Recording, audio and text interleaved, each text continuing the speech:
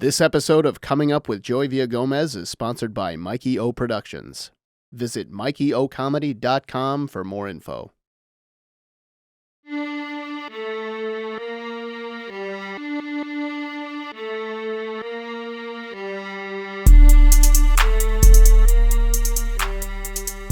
Yo, welcome to Coming Up with Joey Villagomez. This is my new podcast, my new talk show. Brand new. Fresh out the fucking box. Talk show / radio show / podcast / all that shit. We're going to cover a bunch of shit, all right? But thank you to People of Comedy Network. So make sure you follow them on Instagram, Facebook, all of that. James Webb producing the show for me. Thank you to Mikey O Comedy, real quick, because he's helping me do this, all right? And, you know, money talks, motherfucking. Money talks. But anyway, this is my new podcast. I'm going to get comfortable.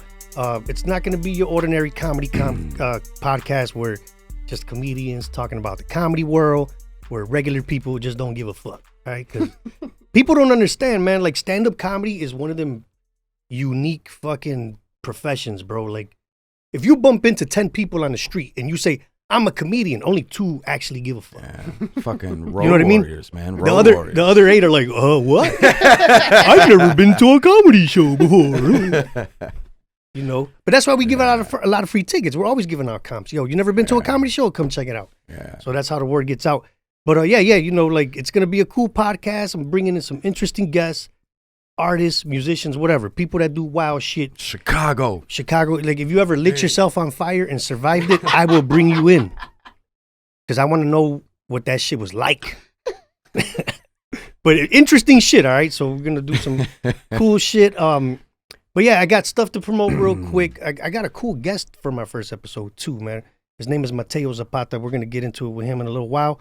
But I just want to talk about my career real quick because a lot of people have been shut out with this pandemic. 2020 has been a wild fucking year, man. It's been fucking... All right. It's one for the books, man. But the worst part is New Year's Eve 2019. I did a lot of shit in 2019, which is fucking dope. You were busy. All right? Yeah. So New Year's Eve on 2019. Yeah. I mean, the celebration was dope. We partied at the Laugh Factory. We went to Galway Bay. We kicked it till fucking 4 a.m. And you know how many times I took a shot with somebody and said, 2020, this is it. It's my year. Motherfucker, I'm going to have a boat at the end of this bitch. It almost was our year, too. Oh, it was about to be. It was, motherfucker, I was on TV 4 times right before that fucking pandemic started, bro. Wow. Like, it led up TV, my fucking Comedy Central premiere party. Yeah. And then you ain't going nowhere, motherfucker, for the next 6 months. Take a break. Sit your ass down, man. That's what was crazy about New Year's Eve. Everybody was like, yeah, 20. And coronavirus was sitting back like, that's what you fucking think. Fucking China was sitting Caught back. a first class. Y'all keep celebrating, motherfucker. Got a first class ticket from China to fucking to LA. Nah, yeah. For real, man, coronavirus landed in what, like in Seattle first or some shit like that? Yeah, it was Washington and it hit Florida, but New York was like spazzing the fuck out. Well, New York, because so many people traveled. Florida, because one dumb motherfucker was like, I ain't wearing no mask. And in California, a lot of the people that were coming from China, you know, they fly in over the Pacific. My thing that killed me about that is that they didn't shut down international travel. It's like you knew the shit was over there. Why the fuck would you let people come on a plane? Bro, they did this crazy fucking about that first week when Wuhan first said, look, we have a pandemic. Yeah. 5 million people left Wuhan. Yeah. That same week. Europe was fucked. So like, this shit was gonna spread. Watching the shit happening in Italy the way it did. That shit was gonna spread. All this horrific. body stacking and shit like that. So anyway, but yeah, I mean, I don't want to get all depressed about that shit, man. 'Cause, you know, rest in peace to. You mean not get depressed about the year we've actually lived through? Let's not talk about that shit. Yeah, but I'm talking, man. Man, Donald Trump got it, man. I'm worried about him, man. Oh man, I'm worried he's gonna survive that shit. Right. Anyway, but yeah, so 2020, you know, it's been a crazy fucking year. But I feel like some of us needed this shit, man. I needed to slow down, bro. Yeah. Like, I fucked my leg up. Yeah. I wasn't sleeping well. I was eating. You know, you're doing fucking 4 or 5 shows a week. All them nights you're either eating fast food, you're drinking 4 or 5 fucking beers, and you don't realize it to yourself. You're like, I'm kicking it. I'm doing comedy. Yeah. But then you wake up on a Saturday like, I drank every fucking day this week. Yeah, it's 3 or 4 beers, but that's how alcoholics. That's the thing, how it man. kicks It's off, like man. this should happen, I think, to a certain degree as well, to allow Like a people reset, to have man. the opportunity, right? To think about, like, what the fuck are you doing with your life? Exactly. Like, what are you doing to your body? Now it's time Right? to prioritize shit. Yeah, and not just like what you're doing, but the way you're treating, right? Your body, your health. That's the thing. Everyone was stuck in such a routine, right? Of the hustle, the work, the drama, And then- everything you got to do. And then when you're stuck in that routine, you're stuck to the bad habits. Exactly. You know what I mean? Like, I'm going to drink Yeah. 4 coffees in Because the it's morning easy without eating right? breakfast. Yeah, you don't even notice it. But this allowed people to take a step back and be like, damn, what the fuck is I mean, going on? dude, you sitting on the couch for 2 weeks straight. You look in the mirror like, God damn, I'm a sloppy. I got bags under my eye. I'm a sloppy fat motherfucker. You start bro. looking in the mirror a whole lot more and shit. Yeah, because you ain't going nowhere. Just staring in the mirror. You take a shower for nothing. You ain't got nowhere to go, motherfucker. For them first month, your ass was stuck. You take a shower, shave, and you just sit on the couch, looking cute. Like, fuck, I ain't got nowhere to go. Yeah. But you know, I looked at it like it was in a sense it was good for me as creatively Yeah. because you know I had the album coming out and a lot of that material was shit I was doing for years already. Yeah. Yeah. So this kind of like it let me sit down and be like, all right, what do you really want to talk about coming into 2021 or wherever the fuck I'm gonna do my first show? The retrospective, Yeah, chance. and then think about shit. not only that, but it had me think about like what do I want to make fun of now? You know, like. Yeah. I did a lot of family stories, Mm-hmm. you know, but now it's kind of like, like the You're self-awareness. You're the confronted with a self-awareness. lot. You're confronted with a lot. I got to know myself during Yeah. this fucking pandemic, basically. Yeah. So, you know, that's why I was like, all right, I got so much more shit to talk about from me growing up, where I grew up. Yeah. There's so much shit I have not that covered. you haven't even touched. Exactly. But that now you know you have to. you have to. Right? Because, Yeah. Cause I mean, I'm not going to go into the new year doing the same goddamn Facts. 15, 20 minutes as Facts. a comic, man. Big So, you know, facts. that was dope. And the crazy part is that this past September would have been my 15th anniversary of doing stand-up. I started in, this past September. I started in 2005. That's amazing. So I was all like, you know what? I'm going to have a big party. Yeah, the you're gonna fucking go all album's out. going to be Yeah. out. and the you know- universe said no. Get back to the notebook. Keep writing. Right. Yep. Wait till next year, motherfucker. Don't celebrate shit. Get to work. So yeah, before I get Facts. into it and talk more about my guest, Yeah. some quick promotions, man. My album is out, so check that out. It's Jokes, Drugs, and Rock and Roll. I always forget the name of that motherfucker. Jokes, Drugs. How could you? Because I changed it 3 times Go Before- cop that. before I actually went into like, all right, let's go with this. I changed it 3 times. Man. Wow. Available on But- Amazon Prime. On every platform, man. Apple Music, man. All shit, that. man. If you know a motherfucker at Maxwell Street selling copies of it, buy it off him because I probably just. Yeah, right. The residuals are gonna get in there one way or another, right? They're gonna It's going back to trickle the down. hood. Yeah, exactly. So yeah, check that out, man. It's on 800 Pound Gorilla Records, and I do want to thank them real quick. Awesome record label. They've been handling Word. everything from like marketing. They're the ones getting the streams out for me. Hell They're yeah. getting me back the reports of Pandora's and all that shit. stats So and all that shit. they're doing all the work for me, bro. That's amazing. And this is real quick. This is I did want to cover this about producing an album because this is for the comedians that are gonna listen to this shit. Yeah. Because I mean, we all go through this shit. You too. We'll talk about it with music. Yeah. But when early in your career, you think you're shit. You think you're hot shit. You're getting booked. You know, you're the fucking funniest dude at the open mic now at the little showcases. So you think you're hot shit for a minute. Yeah. 3-4 years in, not realizing that 3-4 years in is nothing. You know what I mean? So this was actually my 3rd try to fucking produce an album. This is your 3rd attempt. My 3rd one, yeah. But it's the first time you actually Released it, like got it Wow. out. You know what though? But that's I think you also being like, you know what? This isn't what I want to put out. Like Well- I got to get back to and you kept. But see, kinda here's the thing, though. crafting it out. Here's the thing. I did get the other ones out. I sold them. Okay. I burned them onto a DVD to make a quick buck. And they Oh, were so good. you were doing a DVD game? Yeah, I was doing that. I was burning them. Damn! Wow. Bro, look, I don't work for the That's city some no more. Chicago shit I don't work right for the there. city no more, so I'm gonna tell you the real. Man, dude, we had a Staples account, yo. I went to Staples. I bought a rack of empty CD cases, MTC, hell yeah. a fucking big ass thing In of bulk. DVDs. Had my MacBook at work, just steady burning copies, dog, right there, Hell printing yeah. out the fucking little label I The made, little stickers. cutting them bitches on one of them little craft Like, cutters and shit. Watch me work. In the mail room, pow, pow, Hell yeah. making copies. People like, damn, Joey's working hard on my shit. You're like, that's right. Yeah, so I did all that. But this was the first time where, shout out to Mike Sanchez, man, who recorded and edited and all. Word. When he was done because we taped 2 shows, 7:30 and 9:30, both of them were dope. Okay. I did pretty much the same set, except I mixed up a joke or two so that when he edits it, we don't have to fuck with too much. So when he was done with it, he's like, dude, this thing is good enough to send to a record label. This is good enough for fucking, distribution, bro. He called it out. He was like, let's do it. Yeah. So he sent it out to like 4 record labels that he knows, like Comedy Dynamics, Stand Up Records, 800-Pound Gorilla Records. Okay, so he shopped it around like, yo, let's do something. And we just sat and waited, bro. Okay. A lot of people that went were like, where's your album? Where is it? When's it coming out? I'm like, hold up. Yeah. Whatever. So it took months, 6-7 months by the time I finally heard back from Comedy Dynamics and 800-Pound Gorilla Records. Okay. So, I waited out, talked to a few comedians who have albums on both and went with them.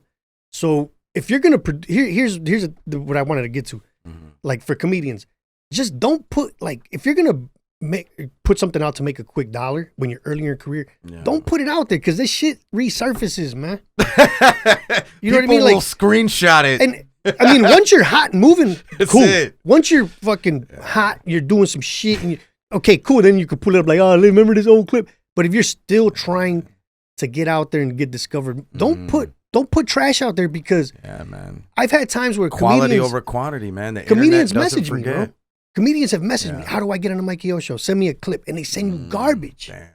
Like the audio's terrible, the jokes are terrible, and then you feel like those assholes that book all these auditions. You don't even get 30 seconds into these clips.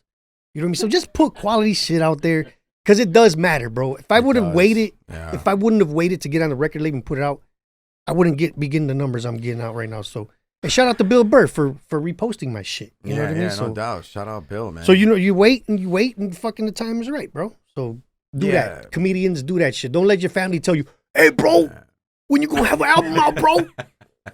It's always family, right? Yeah, man. Egging you they on. They egg you on when you ain't ready, right? Not keeping it real with you. This motherfucker telling people it's about to blow up, bro. Telling strangers and shit at the bar, right? No, quantity over, you gotta just disregard quantity and roll with quality all the time. Even all if the time. It takes a little longer. And the thing is that people don't value that anymore. I feel like the instant gratification, the need for validation, like so quick at the click of a button, people aren't mindful of the need, right, to put in that work. And not only that, but especially in this day and age, how much shit is getting pumped out into the internet? I mean, the attention span is fucked. TikToks, fucking YouTube videos. Everybody's got a channel. Everybody's got something popping. IGTV. Yeah. So 5 seconds of trash is going to turn somebody off quick. You know what I mean? And there's so much shit to look at and watch. Yeah. So just put good shit out there, man. So thank you for listening to my goddamn advice. Take notes. Take notes. All right, so check it out, man. I'm gonna get into this. To my guest for today, man. You already heard him talking, man. You got that distinctive voice too, motherfucker. Damn, what does that mean? Like you sound like a radio fucking host and shit. Right. Welcome to the Mateo Zapata show. Anyway, I got my homeboy in the house today, Mateo Zapata. What up? Say what's up, dog. How y'all feeling, man? Really excited to be here. I've known Joey for years, man. Been seeing him do his thing. Super proud of all the moves you've been making and getting to where you're at, figuring out, how to adapt and keep it moving, right, throughout the year. And, just glad to be here, man. Well, thanks for doing it, man. But that's how I met you, bro. I met Mateo through the fucking industry, bro. You know what I mean? Yeah. Like most of the people that you fuck with later on in life is, I grew up with this dude. I've known this motherfucker since I was 4 or 5 years old. This dude, man, the shit we got into back in the day, whatever. Yeah. But I legit met you through another artist. Yeah. Who was, trying to get put on, and I knew him personally. Yeah. And then I invited him to do a show, to do a live performance. Yeah. And he's like, check out my boy. Like I checked out your video, Barrio Blues. Yeah, How long ago did you do that, bro? Yeah, man, that was a minute ago. That was because I looked it up the other day. Yo ass look young as shit, bro. Right? Yeah, it's funny. I went to Mega, the one who introduced us. Yeah, shout out to Mega Brian. I went to get my hair cut at his barbershop, and he played the motherfucking video on while I was getting my hair cut. Shit. And he's like putting me on blast, and he's telling all the barbers like, "Hey, that's Mateo, that's Mateo." And then they're all like, nah, that's not dude. And that's you right there? Yeah. That's fucked up, man. It's They're a like, dope bro, video. you lost all that weight. I was like, bro, just listen to the music, man. Shut the fuck up. Just listen. Oh, so you look different from when the Yeah, video, yeah, they were tripping out. But no, yeah, that was a minute ago. But you know, that's what's good about, you know, Mega and the homie Drips from Bridgeport who was with us that night. Shout out Drips. Yeah, Adrian's my homie too, man. Yeah. Cool Like ass we've dude. always tried to support each other, and I do remember, you know, he had a relationship with you at the time, and the people producing the show, and you know, he told me and Drips, he's like, yo, we need to do this. Like, let's go. Yeah, because that was, I mean, Mikey O has always been into music. He's always had Okay. salsa groups. Yeah. So, you know, he was, you know, at that time, he was like, you know, I want to, I mean, not just any kind of Latino, you know, hip hop artist, somebody that had a Yeah. message too. You know, we didn't want, Yeah. you know, we didn't want no drill trap music motherfucker. I could have did that shit. I could have got my brother fresh out of prison, like, yo, let's Right. write this trap song right I quick know, right? for this Mikey O show. But, you know, like, Mega had that, you know, the message about being a Latino artist.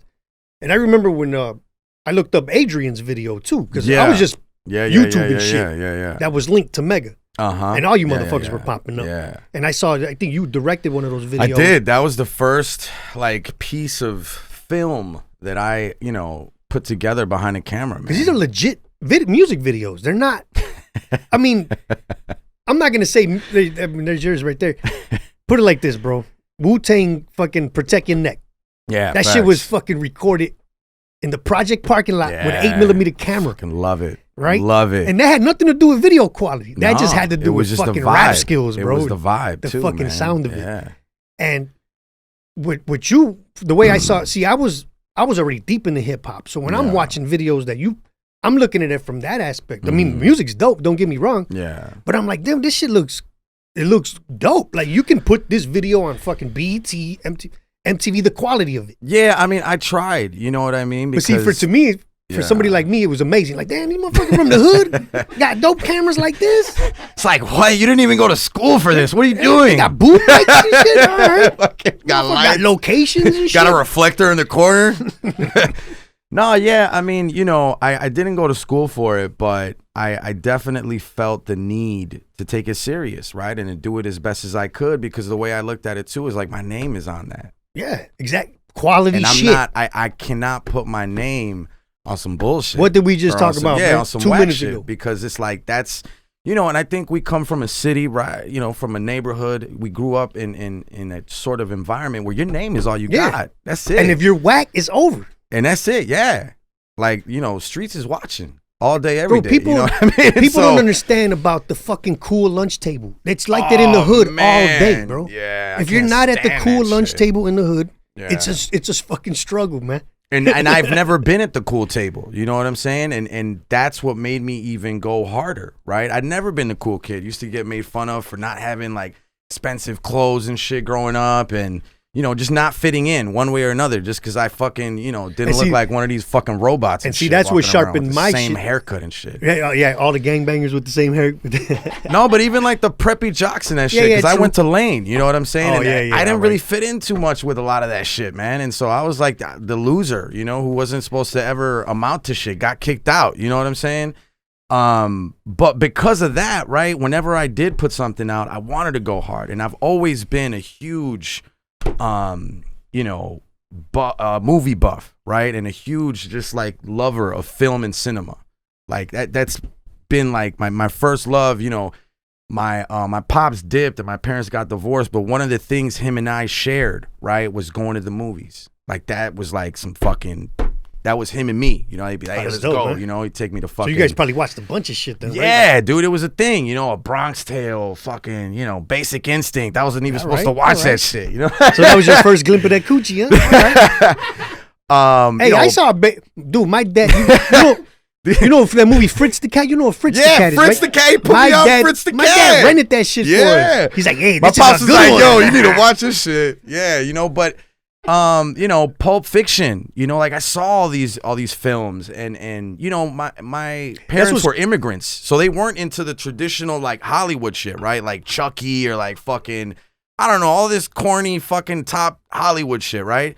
They were into real film with independent like films. dialogue and fucking story, and like emotion and shit. And Yeah, and so to me, it was like when I shot these, fucking music videos for my boys, I was like, man, I gotta make this shit look raw. Like, I don't have much. I got a Rebel 2 T2i. Hey, you know what I'm saying? But you got that. I got a few lights. That creative mind, man. That's all it takes, bro. And so, yeah, I just tried to go in as much as I could, and I'm still to this day, I'm proud of that. Even though it was like, I think my type of production is a whole different ball game now. But I'm still proud of those joints. The thing is that all that. This is what people don't understand sometimes, man. Is those small projects just lead you to bigger things, man. Because I don't know how far apart this was, but I do remember you producing something or creating a whole goddamn commercial for Miller.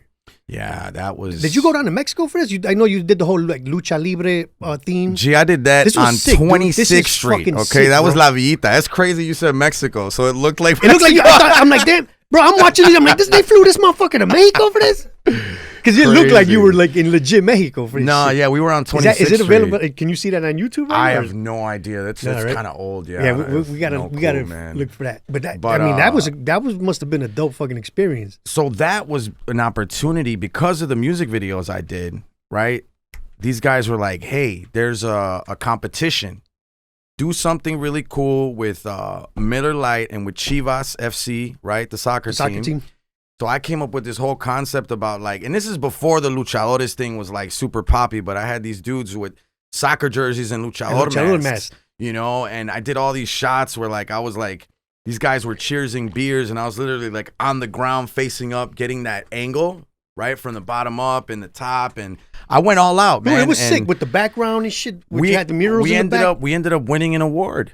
Like I beat out a 30-second commercial spot from Budweiser featuring Jay-Z.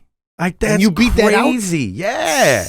And so we won an award from Ad Age, which is a huge magazine, right? In the advertising world, advertising industry. Ad Age is like whatever Rolling Stone is to music, Ad Age is to the ad industry. Oh, like shit. Straight up. So we got an award from Ad Age for the year. And after that, it pretty much kind of put me on the map with like, the corporate clients and that kind of, sector. But see, like, and you as a young Latino dude, you're from Chicago, right? Born and raised? I was born in Colombia, but raised in raised Chicago. Chicago. Yeah. Oh, so you're a true Latino. He's like, the reference is checking out here. But exactly, like you coming from where you come from, and like you said, you were always you were always that kid that wasn't in part of the mix or whatever the fuck, right? So you taking that shit to say like, all right, I'm gonna create these dope music videos to getting in the fucking award from the ad magazine for that video shoot. Like when all that shit was going down, was there any like, not self-doubt, but did you ever think like, damn, how the fuck did I get myself to this point? And where do I take it from here? Because a lot of artists, like I even felt that. Like when I got that Comedy Central gig, it's the biggest thing I did in my career. But when it all came out, there's months of dry shit. Yeah, I'm doing stages, but I went through. I kind of still going through like, what the fuck is gonna happen after this? I mean, look, I'll keep it a stack with you. At that point in my life, I was working 30 hours a week at a PR firm as an intern, and going to fucking school full time. And see, that's what a lot of motherfuckers don't see. And raising my little brother, who's 13 years younger than me. Straight up. Like, my mom went to Chile to take care of her ma when it was me and him. You know what I mean? And I was working, and I was going to school. And then these opportunities with the video popped up. And, I just felt like I had to try, right, my hardest. Like, going to school and working wasn't enough. Like, if there was an opportunity, that's all it is, right? Like, if opportunity knocks, you got to kick the fucking door down and just be like, what's up? Exactly, bro. And fuck that. Aside from that, we live unique lives, bro. I mean, how many do you want to get up and live that robotic fucking life where you punching in the same place? I did that for 15 fucking years. And see, that's what people don't see. It's hard to say no to that shit because, there's a lot that comes with that, man. Yeah, but at the same time, all that shit you struggled through. Yeah. Right? To put your art out, to create these videos, get that award and all that shit. Where do you feel the happiest though? When you create shit like that, do you feel accomplished? Oh, this is what I want to do. Exactly. Fuck, going in the office and sitting in a cubicle. Fuck that shit. That's what the people don't see, bro. It's a choice though, right? Like I'm not knocking it. I got a ton of homies that put in mad work in different industries and they have their own routine. They love what they do. I'm just saying for me, man, like that shit ain't me. And I don't think every human, right, is fucking built or we're mentally fucking should be conditioned to sit in a fucking cubicle for fucking 8-9 hours a day. Take fuck orders that from shit. corporate America. That's what I'm saying. But see, that's what I wanted to get to. Like when you put it this way, bro. Yeah. I went through the same shit, raising 2 kids, full-time job, going from, being broke, bad credit, trying to figure this shit out, sick parents. I got a brother who's, addicted to drugs. I got family members need help. I did all of that shit while I was still hitting these fucking comedy rooms. But see, that's the resilience, though. But it's the resilience because you didn't let that shit stop you. It didn't. Right? You kept it moving. And you're waiting for the big payoff. And that's why I tell, I always tell artists that when they ask me, hey, you got any advice? Look, if you really want to do this shit, don't stop. Because I had a comedian tell me this, bro. If you really want to make it, you got to love it more than the other shit for a little while to make it. Like, if you really want to become a fucking... I mean, you literally have to all right, I love my kids. I provide for them. I feed them. Yeah. I'm not going to see them for 3 weeks, though, because I have to go do this shit. Yeah. But... It's a sacrifice. It's a sacrifice, and hopefully the big payoff, where I'm glad... And it's not just a big payoff, but when they get older, they're going to be proud as fuck bro. And that's why I'm glad I started doing stand-up when my kids were already kind of... Because, I've heard, I don't want to be that comedian like, my dad was never there. He was always with bitches and on the road. I'm not even going to name this famous comedian, man. Fuck him. There's a comedian out there, famous, whose son is richer and more famous than him. Damn, shots fired. Anyway, I did. You look at him. He's like, anyway. Yeah, I don't give a fuck. I did a live show with these motherfuckers, and he cut me off. So fuck him. Wow. Damn. You fucking with Joey. You fucking with Mateo. So don't let the name. And he did that shit while people were watching through one of these Zoom shows. Wow, Zoom shows. So yeah, stay humble too, motherfucker. The audacity. Zoom shows. So yeah, stay humble, motherfuckers.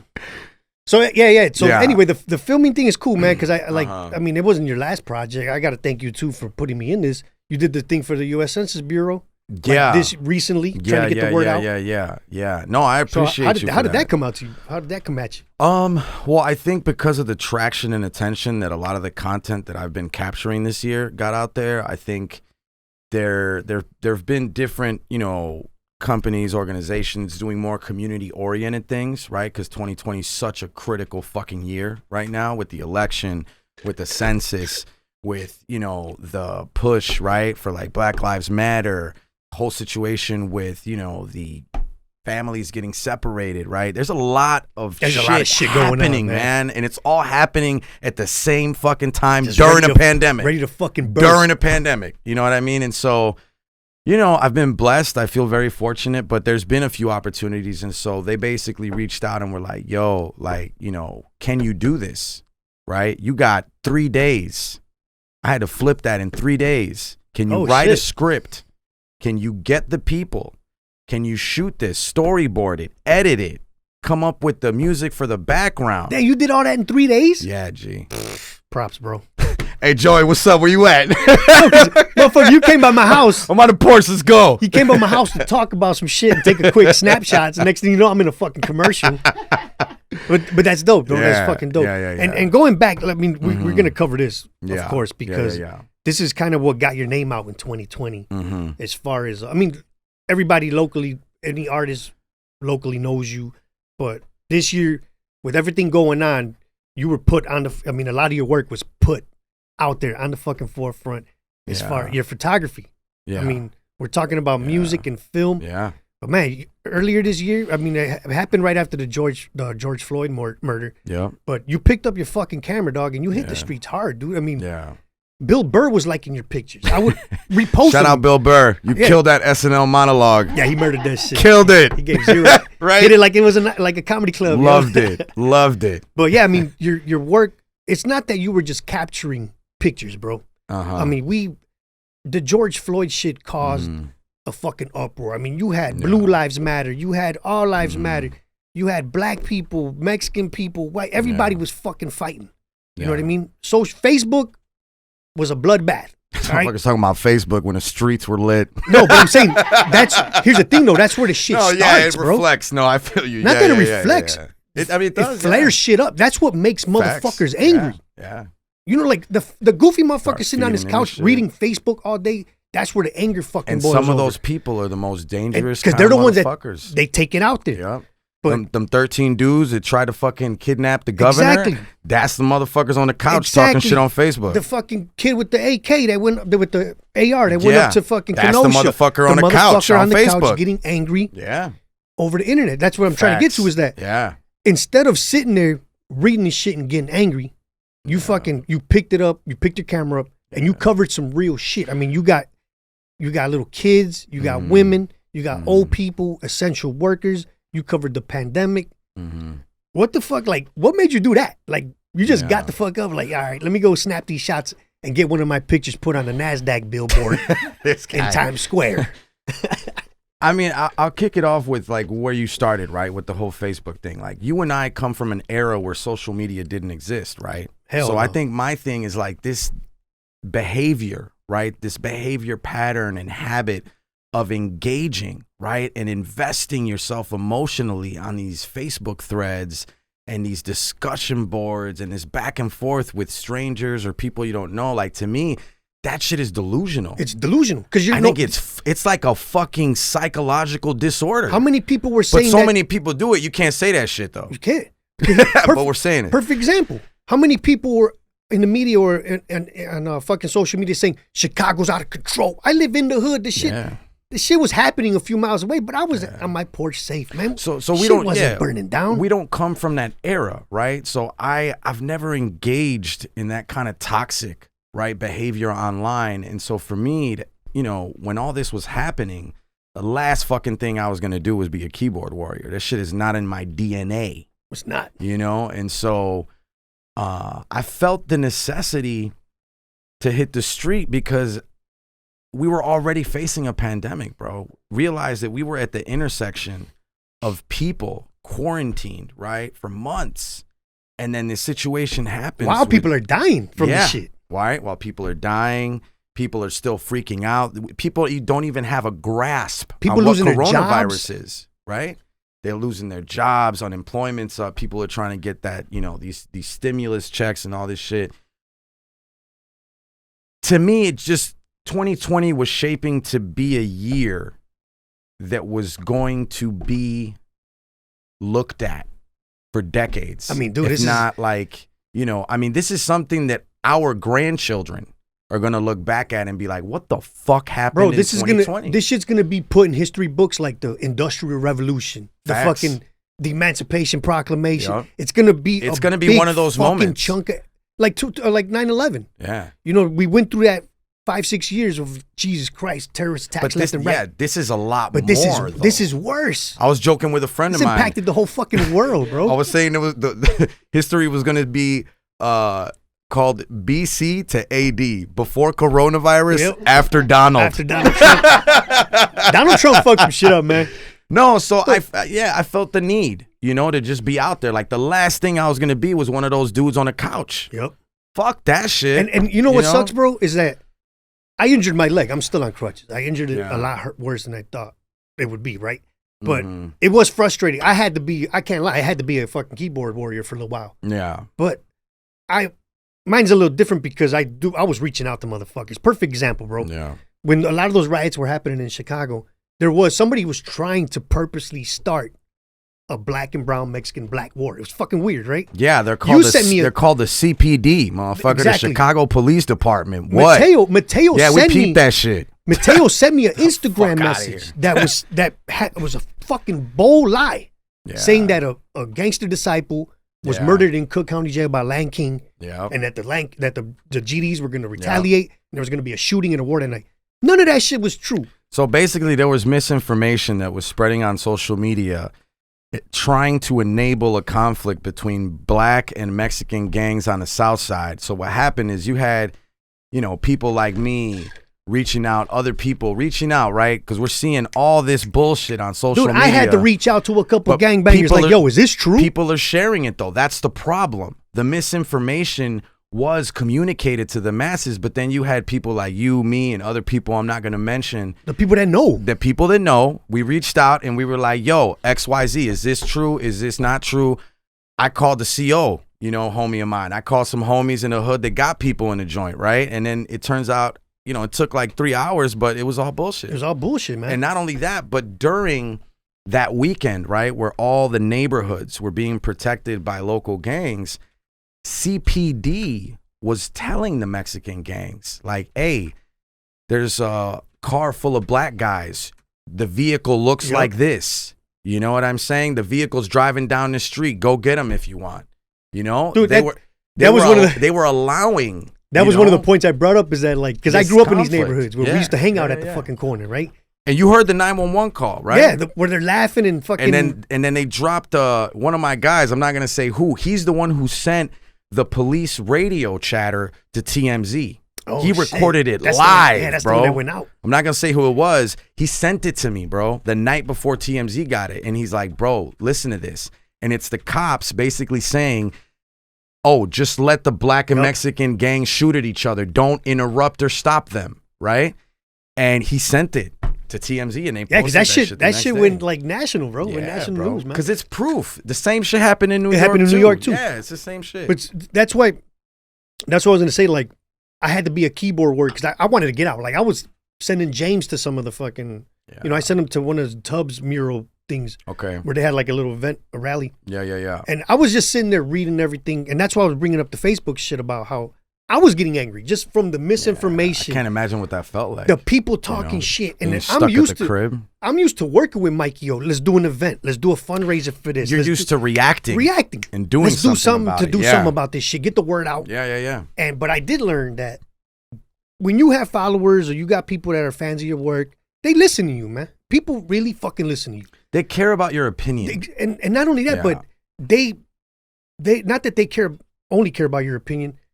I mean, you know how people say, well, you can't be around people that only think alike. This is different, bro. To me, this is about morals and fucking humanity. Yeah, it's either you're with these evil fucks or you're not, bro. And that's, you know what I mean? That's the thing. People need to understand that is the only way we should be looking the way at it. Is Fuck right all now. these details and the specifics. Either you're with these fucking evil motherfuckers, right? Evil, right? Evil as fuck. You know, motherfuckers that are separating families, allowing cops to fucking kill black people. You know, letting these motherfuckers get off, or you're with the people that are just against fucking evil shit. Yep. It's like the president couldn't denounce white supremacy. He couldn't. He couldn't fucking couldn't do lose it. votes. He told his motherfuckers to what was it? Stand by and stay. And see, that's why he said when I had to be that goof ass motherfucker. That's some dumb shit, dog. when I had to be that keyboard warrior, that's when I realized that you know what? I kind of found out who's who, family members got exposed. You know. I got to sit there and be like, all right, that's who these motherfuckers are, bro. All right. Because they're the keyboard warriors. Yeah. They go to work. I got a cousin. This motherfucker goes to work every day, does his little, you know, he works at an airline. You know, he ain't nothing big, but he talks big shit like he's smart and always Republican. And, you know, and I just sit there and I read this shit. I'm like, damn, dog, when did you not give a fuck? Yeah. You're not that dude you were 5 years, 6 years ago.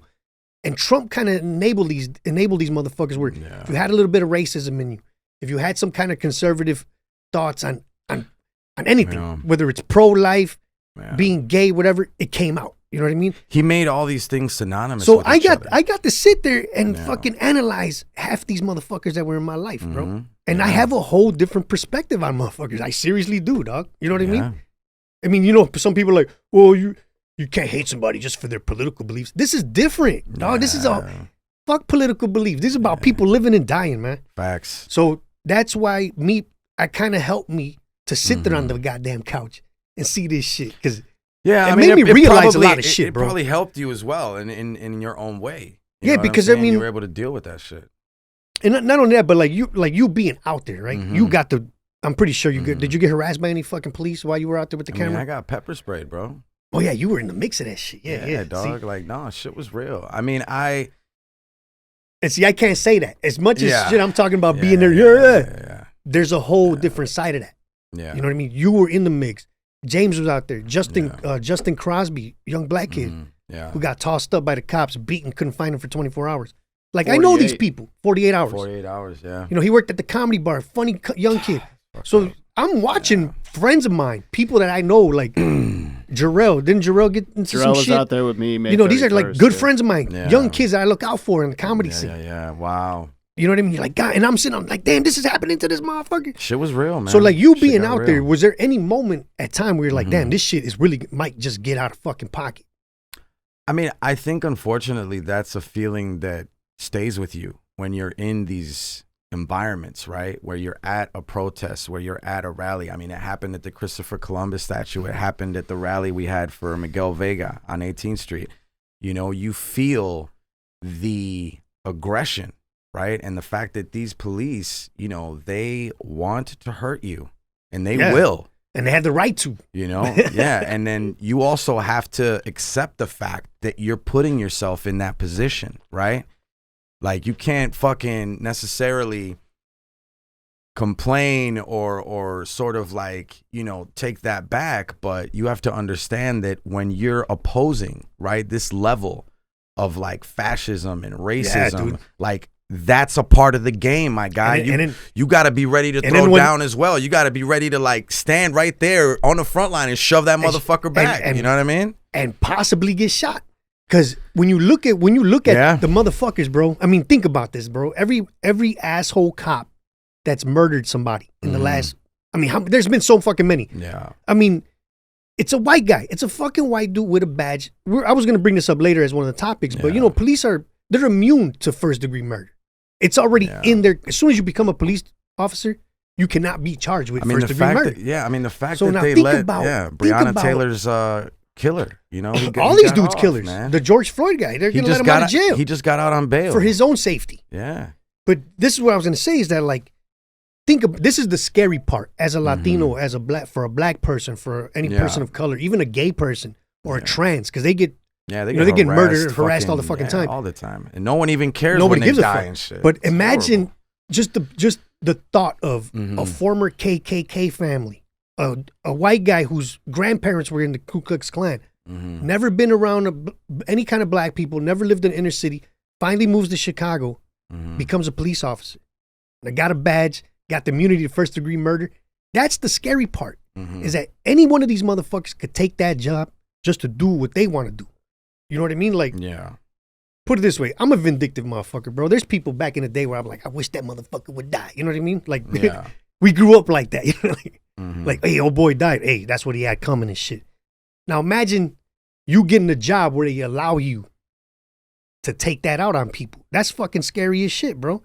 Yeah. Like, you know what I mean? Like, no, I mean, look, there was a study and that people came don't out- believe in that. No, but there was a study that came out from a former FBI analyst who found that there's 7 to 9 states in our country with police officers directly linked to right-wing white supremacist groups. Like, that shit is real. They have infiltrated they got local judges? law enforcement. Yeah, like, it's not, this isn't And some, ranking motherfuckers. yeah, this not just isn't a conspiracy. This isn't like, you know, the idea that this is like a maybe situation. That's bullshit. Like, this is what's happening, you know? And in those moments, you just have to be prepared. You have to be aware. You got to take care of the people that are around you, right? There's been moments where I've had to put my camera down, right, and help somebody because they're fucked up. Yeah. And there's literally like, you know, police surrounding us. And if I don't help this person, like, you know, something worse might happen to them, you know? And then you get And that. you don't want to be that dude that was just standing there. And it's not just that, but you get the feeling like, am I doing enough? Like, Yeah, is taking these photos really enough, right? And then you want to try to just instinctively, right, help. And Hey, you know, man, a lot happened in Chicago. what you did do, bro, is that you did show, I mean, people that are not in the mix or don't live in these cities, like the big Democrat cities, they say, the people that don't live there and see it, they only see what's out on the social media and the news. Yeah. So at least your work got to show people that everything was fucking peaceful. I mean, most of the stuff that you shot and put out there, they were peaceful. There was peaceful protests. moments. There was peaceful moments, right? But I'm saying the way they're making, the way the oh no, the way they Republicans paint, are making it like this the way fucking they paint Chicago and the anarchy. way they paint, They're the burning fucking this shit Antifa down. and all this bullshit. Yeah, like the like, your motherfuckers work- are not in Chicago. all the There were shit you only- posted. There were only like 3 days that I can remember where anything that anyone could call violent happened. Like we were out there, so we probably ran into each other a bunch out Probably, there. yeah. And we were out there for, I think 60 days, not in a row, but like 60 total days covering shit. And we only saw May 31st and like the Columbus statue was only 2 days. I don't remember anything going like crazy. And the times this shit did go down, it was the police that It was were the police. inciting it. That It were was inciting like, it. the fuck Bro. out of here with trying to paint people protesting as being the violent aggressors. I heard some of the most beautiful speeches I've ever heard in my entire fucking life at these events. And that's what's fucked up is that I had a lot of police officer friends who they don't fuck with me no more. That, man, I'm anti-cop now, but these are there was one dude would take pictures him putting his riot gear on. Wow. Posting pictures on Facebook talking about ready to take down these animals. And like, bro, like in Cro-Magnon, like, troglodyte in the this front. motherfucker wants to come back with heads on a spike. You know what I mean? Like, I killed 10 liberals today. And it's like, bro, calm the fuck. That's the shit you're not supposed to do, bro. This motherfucker got battle gear like he's about to go into war. And they don't get reprimanded either. No, they don't. They get encouraged to do it. Yeah. And and he's one of them dudes like, they don't, I mean, he supported my comedy. He saw me a couple of my shows, You Funny or whatever. They never really shared my shit. They never really bought tickets to come see me live. So there was, one dude was like, well, why you posting that stuff? Law enforcement supports you. No, motherfucker, I got taken off a show, bro. Wow. Chicago Police Department used to book me for Danny Solis. Danny Solis of all that motherfucker. Most crooked politician on the South Side. Coke sniffing hooker. Sniffing coke off hookers' titties. Ran Pilsen for 30 years into the ground. In the back of his office. With his bitch ass. Well, never liked you, homie. No one ever did. I mean, I made a little money off him, but it was nothing big. But I did it, we used to do these shows for Chicago Police Department, and this was after the Laquan McDonald murder. I posted something about police brutality, and I get a call, hey, this dude. I was there too. He wants you to take that down. I'm like, I'm not taking that down. Yeah, well, he doesn't want you on the show. Well, fucking take me off the show then. Yeah, 16 shots. You know what I mean? So that's what I told dude. He's like, oh, we support you. I'm like, motherfucker, I got taken off by a cop because he didn't like my Facebook post. I technically lost money because of that motherfucker. So yeah, kiss my ass. But anyway, you covered all that.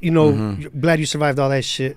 Police brutality is real. Racism is real. Get that word out. Yeah, but let's get into something a little more happier now. Yeah, no doubt. All right, because 2020 been fucked up. Happy Indigenous Peoples Day, by the way. Yeah, today is supposedly. Fuck Christopher Columbus. We'll talk about that after the last interview question. Shit. Because it is crazy how these fucking schools fed us with all this bullshit, dog. When I think about it, fairy tales, motherfucker. Get the fuck out. Remember how they used to sweat Eli, the dude that created the cotton gin? Eli Whitney? Yeah. He invented the cotton gin. He made the slaves work more, you fucking bastard. Damn. You grew up in school like, Eli Whitney's a fucking engineer. You fucking bastard.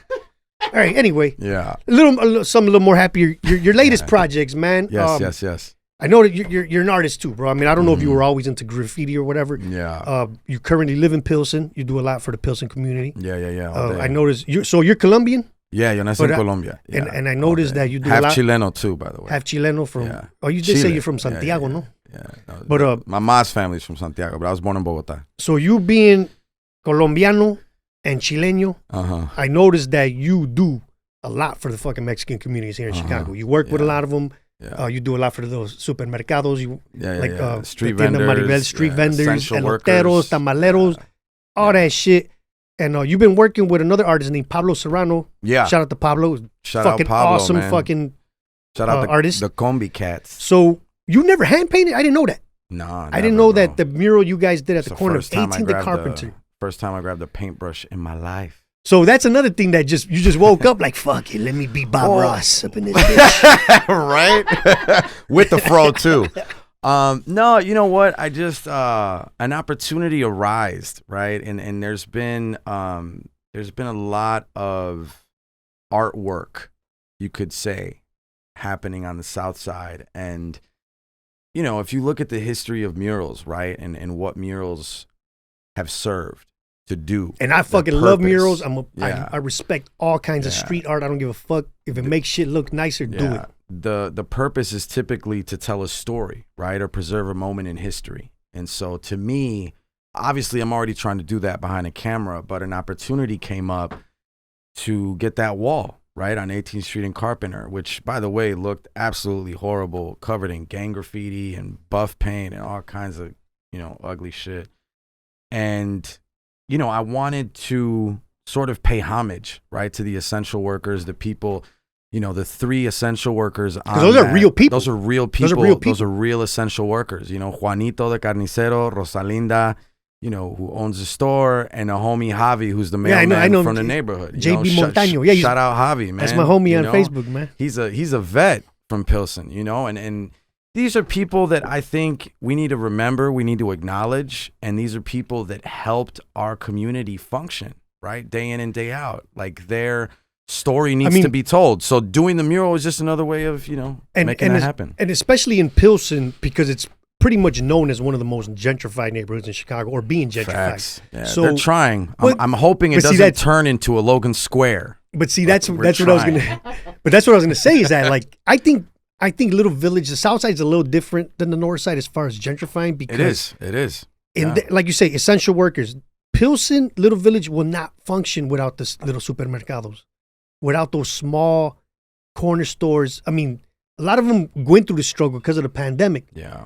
But there's a store in my house, Willie's. It's been there for 40 fucking years, bro. Yeah. I get menudo there every week. But see, that's the thing, though. We gotta remember how important it is to support those corner stores. But I noticed that a lot of these white people moving into these gentrified neighborhoods, a lot of them appreciate that. Aside from the developers, you get the yuppie, hippie white girl and her boyfriend moving to this let's go to the little store. Oh my God. It's like going to a fucking museum and shit. Yeah. Oh my gosh, what's this? And then like the store owner's kid is right there doing his homework. Oh my God, look at the little Mexican kid. He's so cute. He's learning Chinese. Fuck. Then they don't think he speaks English, but when he does, they're like, wow. Yeah, he turns around like, hey, what's up? Wow, he speaks good English. So, there are white people that appreciate that and want to preserve that in these fucking neighborhoods, man. That's why, like, when I go to Pilsen, Don Pedro's, where you guys are working at next mural. For sure. Eddie's my homie. I eat carnitas there all the time. Shout out the Duarte family, man. I got to bring him in as guest, the Duarte family. They own Don Pedro's Carnitas in Pilsen, so check that out. Yeah. But, when I go there, it's, you get that little happy white people that come out with their bag of pork and shit. And I mean, look, man, as long as there's an understanding, right, from whoever is in the community that there's got to be affordable an existing community, right? Support local business. The people that built the community. And understand that there are people that are getting displaced because you're moving in. So, just keep that in mind when you're there. And, this is, it's like the issue we have with the field trips. They're not doing this in back of the yards yet, but you get these people that come on these buses and take field trips to Pilsen like we're fucking animals in a zoo and some shit. Bro, the day I went to go see you painting, they came out. I be yelling at those motherfuckers like, the fuck you looking at? Like, it's crazy, bro. But yeah, because they literally come to Pilsen as a field trip. Yeah, shit's wild, man. This is where the Mexicans originated. But this is where they make the tacos. That man sells ice cream out of a cart. I'm saying, man. They're called paletas.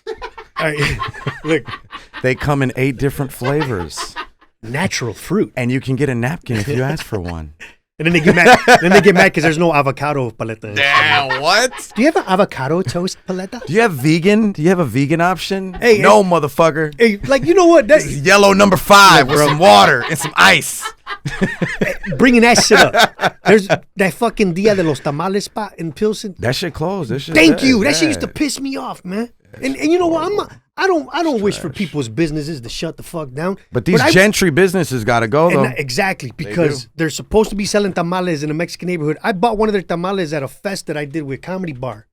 Paid like $7 for the wackest tamale ever. $7? Because it was at the fest. Why the fuck would you pay $7 they gave me food vouchers. But I was just mad that they were selling these bitches for $7. Yeah, that's appalling. And it's the wackest fucking tamale ever. Yeah. So then when I would go to Pilsen, I'm like, why is that fucking place even open? And there's tamale lady over here with some bomb-ass tamales. Yeah, man. So, like, that's the kind of shit. Gotta support the tamaleras that's the bullshit I don't like, man. I never wish for people's business to go under. But yeah, don't bring that bullshit to Pilsen, man. Yeah. All right. Anyway, before we get into a couple of topics, I just want you to just real quick the new art piece that you guys are working on on the site of Don Pedro's Carnitas. Yes. You guys are covering. I mean, how many fucking feet is that? It's close to 5,000 square feet. It's fucking humongous, dude. It's going to be the largest mural in Pilsen. So, what's the background with the? The background with that is because I looked up a little bit about the doctor. Dr. Miller. Well, Diaz. Yeah, there's a lot of people that are going to be on the mural. It started because the Duarte family wanted to do something, right? They saw a lot of the pop art that was coming up on 18th, You know, a lot of like it looks like shit you would buy at Target, you know, and then fucking to make your hallway look nice at the condo you live in. Live, laugh, love, fucking. There's a lot of decorative art, right? And so obviously a lot of us feel that type of artwork doesn't reflect our community, right? And it's pro, right? Sort of gentrification, right? It makes it look appealing and nice and friendly and shit. So the idea is to, you know, we're in the process, right, of producing this mural that's going to be on the side of Don Pedro's Carnitas, and I won't give away too much about the mural, but it's going to be an homage to people that are from Pilsen, people that are alive for the most part, and it's going to have, right, like the context a little bit of what we're going through right now, and it's going to serve as a testament for younger generations to just understand, right, that even though our community gets criminalized by the president, by Republicans, by all, you know, these different media outlets that try to paint Latinos and immigrants, right, as being these criminals and bad people, we want to flip that, right? And we want to let these kids grow up with positive images that make them proud to be where they're from. And so that's sort of at the cusp. And that's dope because a lot of people, when you, I mean, as outsiders, like you say, people that just see the shit through the television or through the computer or whatever the fuck. A lot of people don't understand a lot of the history of these neighborhoods in Chicago, like back in the yards. I mean, it was the first stock market. If you were a meat packer, if you worked in the fucking railroad, a lot of history. If you were slaughtering any kind of, you lived and you fucking worked in back of the yards. Yeah. And it's true, like, if you drive over there, they give shout out to the meat packing companies. Yeah. But they never, I've even growing up over there, I've had to look up shit about individuals, Mexicans who created shit. That paved the way. Who paved the way from South Chicago, the first Mexican neighborhood on the southeast side of Chicago. How they moved up. Like, people don't know about all that shit. And that's the thing. It was literally built by fucking immigrants, bro. And that's my thing, right? That I've realized through the documentation, through the photography, through, you know, being, right, a very small part of this movement, right, that's fighting for Black Lives Matter and, you know, for decolonization and, you know, for the stopping, right, of deportations and the separating of families and all the social movements this year that have been going on for years, right, but they came to the forefront in 2020, is like, you know, we really have to take it upon ourselves to document, right, and preserve our own history, because if we don't, that shit's gonna disappear. It's gonna disappear, bro. And that value, right, that power is going to be gone, and that's exactly how you destroy a community's identity, right? You get rid of their history, bro. I mean, if they've been doing this shit since they came on the boats. I mean, you know, and so we got to find a way to stop that, right? And a way to not allow that to happen. But we can't depend on these elected officials. We can't depend on some, you know, the illusion of a savior that's going to come help us, right? Like, we got to do that shit ourselves. And I think that there's a few people, right, in on the South Side, a few people that, you know, across the city understand that. And I think that's what you're starting to see, right? People are getting it, and they're working together. And the younger generation is getting the younger generation is getting involved, and they're making shit happen. Well, the younger generation are the ones that are going to make it happen, because they're the ones that are going to be like, stop feeding us the bullshit. Yeah. I mean, I'm already 41. I got fed the bullshit. Yeah. I had to wait till I was 21, 22, 23 to be like, that was all bullshit. You know what I mean? Yeah. But this younger generation, I mean, my older daughter, you know, she's gender neutral. She's 22 years old. She's huge in the art world. Yeah. She does a lot for the LGBT community. She does everything she does for people of color. She curates artwork, exhibits. So my daughter's one of those that wants to preserve. She's immersed herself. You know what I mean? You know? My younger daughter's the same way. She's like that too. You know, like, I want to learn Spanish. My daughter's the one that I want to learn about my grandparents, about how they came up from Mexico.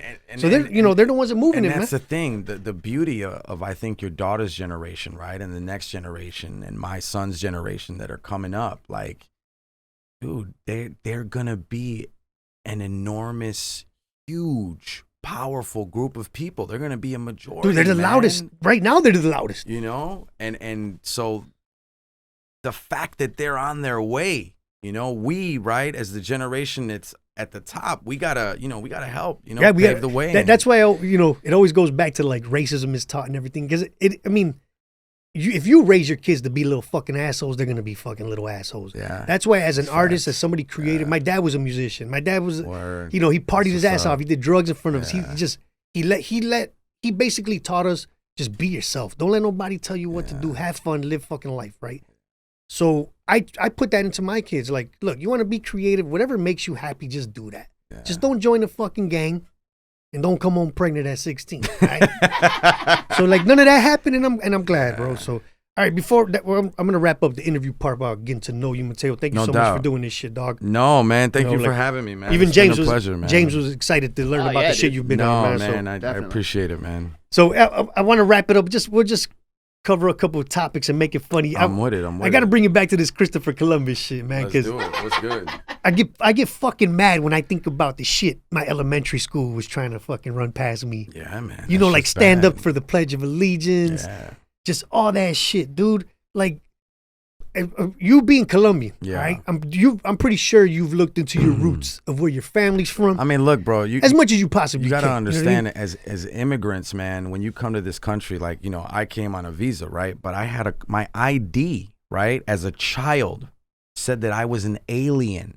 Exactly. Okay. My wife had that. So I'm like fucking 9, 8 years old looking at this fucking ID like, fuck you mean I'm an alien? I'm a fucking human being. Now, as a grown man, the fuck is this shit? Now, as a grown ass man, what would you tell Christopher Columbus right now, dog? You know what I'm saying? Like, the fuck out of here. And so that mentality, man, that colonized mentality and this idea of supremacy is fucking dude, real, like, man. It's and fucking scary. They try to instill that shit in you. You know what I mean? At an early age, man. You ain't shit. Bro, we found you. We civilized you type shit. That's why when you think about that. People internalize that. And that's why they never are able, right, to work their shit out because they buy into that bullshit. But see, that's the scary thing is like, I watched this fucking documentary about eugenics, right? How the Nazis were trying to create the perfect white specimen. Donald Trump even has talked about it. So when you think about all the shit they fed us in elementary school, they were technically doing that shit to us. Yeah. As a little Mexican kid who's both of my parents are from Mexico. I got Mexican blood in me. I was born here first generation, but they're from Mexico, right? So you think about it now. That's why it makes me mad. I'm thinking as a grown person, I'm like, all right, they know my parents are from Mexico. Mm-hmm. They know the history of Mexico. They know the history of the America and Mexico. Uh-huh. Now you're just gonna sit a little Mexican kid, a little black kid, a little Chinese kid right here, and tell these motherfuckers that Christopher Columbus is the fucking man. Right. Abraham Lincoln is the fucking man. Everybody on every fucking single dollar bill you got, George Washington, these are the dudes, bro. These are they're founding fathers. We must respect these people. Dog, when I think about that shit, it's like, y'all were literally trying to turn us into white people, man. Yeah, they were trying to assimilate you. Like, forget what your parents came from. This is where you're at now. Real. No, I mean, like, it's fucking nuts. Yeah, the process of decolonizing education too is very real, man. Like, if you teach young black and brown kids about their own heritage, their own leaders, their own history, you might start a revolution, and it scares people. And it scares people. It scares white people. But that's what I'm saying. Though, it's up to us to do that shit, though, too. You know what I mean? And the shit, that they try to instill in children, that shit is terrifying. It's terrifying as fuck, bro. Even when you look at some of these Disney movies, half of these Disney movies were brutal, scary fucking movies. You know what I mean? Dude. Like, look up the history of the original Pinocchio. Bro, you know what I mean? Like, that motherfucker was murdering people to become a boy. Dude, this fucking orphan goes with these fucking, what are these dudes? Fucking They're crazy. fucking like, what were the motherfuckers that got him high and drunk and shit? I forgot what they were called. The donkeys or some shit? Yeah. And they put all that into the movie. Bro, this kid basically, like, it to me, what's so fascinating about Pinocchio, right? This movie is from 1940, okay? When shit was just fucked up. And you look at, like, the shit that kids go through in our neighborhoods, man, and you see what Pinocchio goes through in that movie. They will do whatever to fit in, bro. Gee, it's kind of the same shit. A little black kid robbing another kid for his Jordans because he wants to fit in and not get fucked with. The kid, he's hanging out, he's gambling, he's smoking, he's getting drunk. Like, he doesn't know what the fuck is going on. There's these people trying to take advantage of him. He's by himself, right? His His conscience is the little Jiminy Cricket. Yeah, because in the original, doesn't he kill Jiminy Cricket? Yeah, he kills him. He's like, fuck you, bro. I don't want to listen to you. And like, see, then that's what's crazy is some white dude was like, hey, let's turn this into a children's movie. Let's try to teach them about life lessons with cartoons. Like, dude, watch Dumbo. Dumbo's about mistreating fucking elephants, and the circus is a piece of shit. You know what I mean? Like, yeah, like it's fucking crazy, bro. But anyway, we're gonna wrap this up, man. But I want to thank you for coming out, Mateo. This is my first episode. This is gonna be a good one, bro. Appreciate you for having me, man. No doubt. Like I said, you're definitely an interesting fucking person out here doing your thing, man. No, man, I appreciate the support as always. I know that we've been on a parallel for years. You know, I'm glad to see everything you've been able to accomplish, and let's just keep it moving, man. And I'm serious about, we might be working on another project, bro. Yeah, we're going to make that happen. We might work on something. Definitely. I'm not going to say nothing yet because we got to launch it or whatever the fuck. All day. But I'm down with that. Yeah. But thanks again for coming in, man. Is anything you want to promote or say anything before? Shout out 18th Street, man. Shout out 35. Shout out 47th. Shout out everybody up on Division, Paseo Boricua. I just, I documented the Barreto Club for the Union League Boys and Girls Club on Division in Washtenaw this week. It was amazing. It's a great facility. I've never seen so many black and brown children next to each other, just e-learning, engaging in activities safely. It was great. Shout out to them, man. It was an amazing facility. I think more people need to support that place. But as far as what I got popping, I got a project with the homie Emerge. Shout out Emerge from Pilsen. He's an extremely talented artist from the neighborhood who's been putting in work for years. Younger than me, but we come, from the same background. We're going to be working on something that we're going to be putting out soon. That's dope. And you real quick, shout out to all the fucking graffiti artists from the south side of Chicago. A lot of people don't understand this, man, but like Ascend, Tubbs, fucking you, the guy Emerge, all these artists. Milton Coronado. Emerge is a rapper. But even that, rappers fucking. No, shout out the graffiti culture as a whole on the south side, man. But everything that comes out of like Brighton Park, back of the yards, Pilsen, Little Village, some talented motherfuckers. And even, a lot of people don't know. Inglewood, Hyde Park. They lived wild lives. People partied. People hung out with thugs. People gangbanged. People did fucked up shit. Shout out my guy Atlas. You know what I'm saying? Shout out Domenis doing his thing, doing murals as well all over the country, man. Yeah, that's dope, man. So keep up, support the arts, bro. Like I said, when it comes to politics, I really don't give a fuck about what you're for, as long as you're for the fucking people, you're for the good, and support the arts, man. We need this shit. So anyway, thank you, Mateo, for coming in. This was episode 1. I want to thank, give it up to follow the People of Comedy Network. Please follow them because they're going to get this out for us. Shout out People of Comedy Network, man, for James, appreciate doing this, putting this together. Download my album. It's available on all the platforms, immediately, please, because I need that motherfucking money, and those monthly reports are coming out soon. Ahorita, way. Hazle click. Remember when you would tell your mom, ahorita?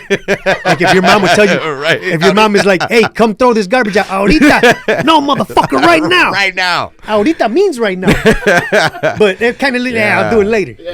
I'll get you slapped real quick in a Mexican house, man. But anyway, thank you. Episode 1 in the books. Appreciate everybody coming out. Make sure you check out Coming Up Show with Joey Villagomez. I'm going to have it out on iTunes and all that real soon, man. Thank you for the support. Mikey O Comedy. Appreciate that. All day. And if you want to see more of my work, just hit me up on the gram. Mateo, the letter X, Zapata on Instagram, all right? That's with a Z, white people. Zapata. Zapata. All Thank day. you. Appreciate it. Man. Appreciate you. Thank you for having me. Peace.